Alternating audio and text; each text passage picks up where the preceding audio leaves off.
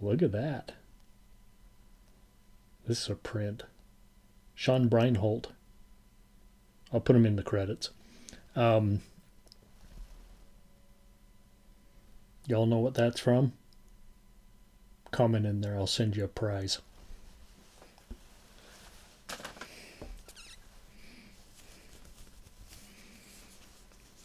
So, Sabrina Bigelow and I, we've become friends. It's safe to say. Harold can roll in his grave, I suppose. I'm thirsty tonight, so we're having that Pisco Old Fashioned. So we went to the Spooks annual, semi-annual kind of parking lot art fair, where they line up tents on both sides of the parking lot. And people like walk a mile, park and walk a mile down State Street. I'll also put Spooks in the credits because Spooks is Spooks Boutique. They're now more high-end collectibles, but still spooky great stuff. Stuff I like. And not only did I get that print, and I'll tell you the story behind that, but look at this guy. And this was made by Jenny Fufu. And I'll also put her in the credits. So I had quite a score there. But I got to tell you a story. Sabrina Bigelow is a big fan of Typo Negative. Y'all remember Typo Negative? So I was like 25. And I was familiar with the goth scene, having grown out of like the 80s goth scene. I don't know that I was ever really goth per se, because I always liked everything and listened to everything. But even my favorite band, the Gun Club, was kind of goth in like 83, 84. Well, they had Patricia Morrison. Remember Patricia Morrison? Pat Bag. Went from Pat Bag, dressed all in black in the Gun Club, to like the Sisters of Mercy, and then the Damned. Okay. But we're talking about Typo Negative. So, Sabrina, I don't know why, but she got up yesterday morning and decided that she was going to do this makeup, with like fancy eyeliner. Not shit makeup like this that I put on with my finger, but high quality makeup with black eyeliner and this like green. And then she did the black lipstick with like with green glittery stuff over top of it, so it looked like one of those cars, it's a different color when you look at it in the sun, depending on where you're at. Kind of like that. So she's wearing her Typo Negative earrings, and wait, do y'all remember Typo Negative? They were like this, they'd fall into metal, maybe a little doom, definitely a goth band, so their bass player and singer, Peter Steele, was like this hulking giant of a man. I don't know, like almost 7 feet tall. And, he looks like kind of a newer vampire movie, kind of. He's big and imposing, and he's got this long black hair. A beautiful mane of hair, like all the chicks dug it. I didn't have a chance when I was 25 because Peter Steele. So anyway, Sabrina's listening to Typo Negative on the way with her Typo Negative earrings and her green makeup. And we walk into the art fair there in the parking lot. And the first thing right in front of us was this painting. I want to say 18 by 24 of Peter Steele. And it's got this green background, like emerald green, maybe not emerald green, but this beautiful green background. And like it was just fate, like the planets aligned or whatever they say. And Sabrina just had to buy that painting. And you know what? The guy marked it down for her and gave me that print. So, yeah. We're going to plug him, okay? Sean Breinholt. And Sabrina got earrings from Jenny Fufu. And I got this shrunken head that I thought, okay, I'm going to wear this around the rest of the show.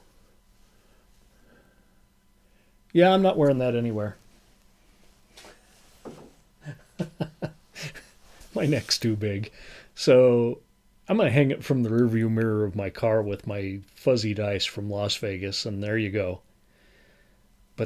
But that's our story about Peter Steele. R.I.P., brother. I hope you come back and, like, eat some of these politicians. Suck their blood.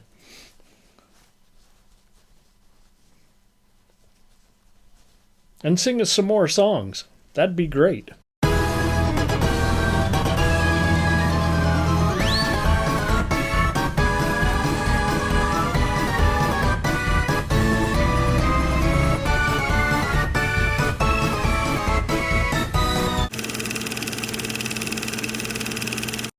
Hi, kids.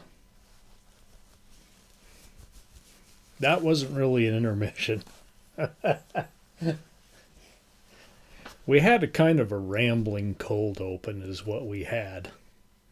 So let's get to the movies, maybe. Sheesh, Murph.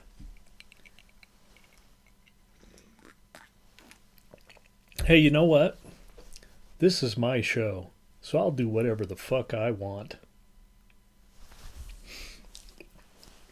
So tonight, I don't know if these are both vampire flicks. These are both 70s flicks. That's for sure. So we're going to start there. And I think we're starting in 1970. Okay, I don't know what happened here. This poster, okay, it looks better on the screen than it does in real life. I mean, it was big as far as pixels go. It's not blurry as fuck. Mistress of the Death Master, sharing his hunger for human flesh. I feel like I've had 15 of these drinks reading this. Let me see if you can see that. No, it doesn't really show up like that, but it's like, remember that one tequila, 2 tequila, 3 tequila floor meme, t-shirt, whatever? It looks like that. Okay, sharing his hunger for human flesh, his thirst for human blood, his evil lusts that even hell cannot fulfill.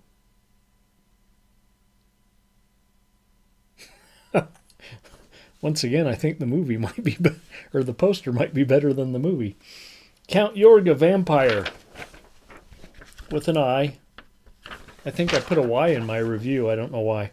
Okay, Robert Quarry, Roger Perry, Michael Murphy, Michael McCready, and Donna Anders. Be happy I can read that with as blurry as this poster is.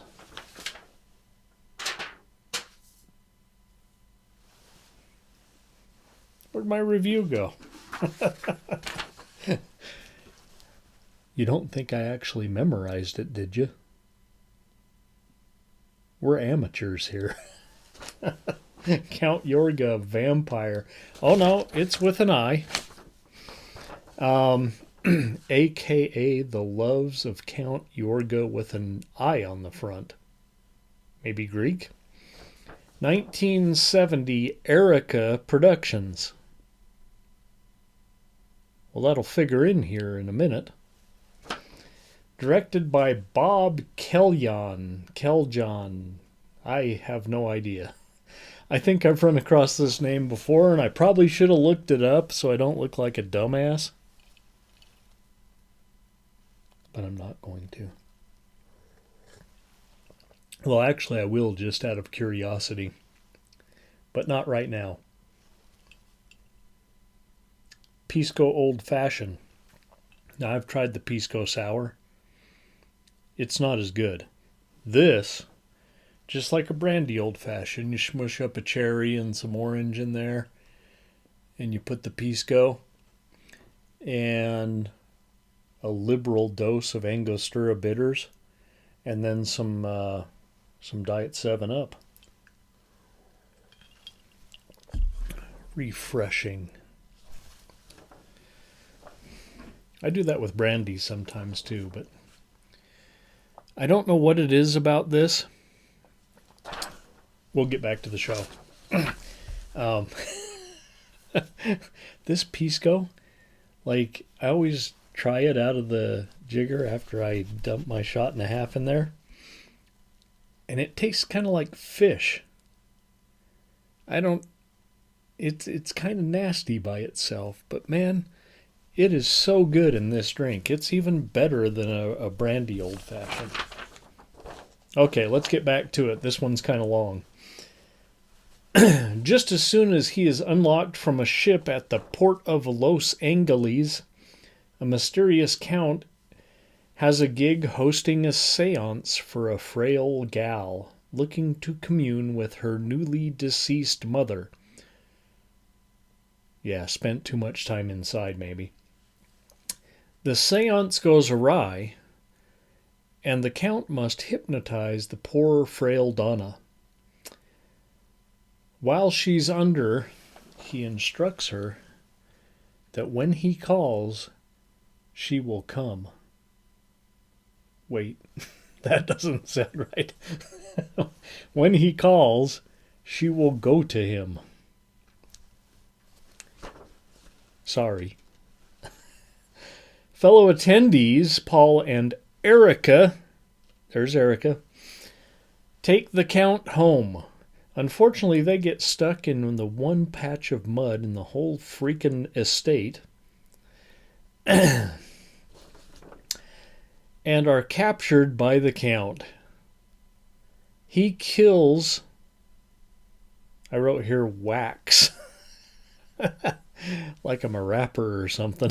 He whacks Paul and puts a couple of teeth marks on Erica's neck. The next day, Erica sees her chain-smoking doctor friend who suspects a vampire. Now, who better to suspect a vampire than a chain-smoking doctor? Oh, it's 1970. Probably every doctor was a chain-smoking doctor. Remember that guy that got the first, artificial heart? That Barney Clark guy? His surgeon was sitting... They showed his surgeon sitting out there smoking a cigarette, taking a cigarette break while he's working on the first artificial heart. Because that's just how it was. Even I smoked for 30 years. Paul's suspicions are confirmed. Or no, sorry, the doctor's suspicions are confirmed when Paul happens upon Erica eating a kitten. Okay, sorry, all you PETA people. And it probably wasn't real. Special effects, she's eating a kitten. The doc gives her a sedative, but during the night she disappears, and Paul goes after her. It's now up to Donna's boyfriend and the doc to stop the Count. Uh-oh. There goes Donna off into the night. Oh. That's probably Sabrina. The two men arrive armed with a broomstick and some, chair legs. Because when you're going to fight a vampire, that's what you want, is a broomstick and some chair legs. But they are bushwhacked by the Count's sexy harem of vampire chicks. Or harem of sexy vampire chicks, whichever you prefer. Including Donna's mom has now joined the sexy vampire chicks. Can these two amateurs save the day? Or night? Or will the Count get a free buffet? You tell me. Okay. Definitely low budget, but effective. The actors are good. The dialogue is believable for the era. But the story is very predictable. Even the surprise ending is no surprise at all. I would have stuck with Frankenstein meets the Wolfman on Svengoolie, but they started singing, and not in a good Rocky Horror Picture Show kind of way. So we turned that shit off and watched Count Yorga Vampire.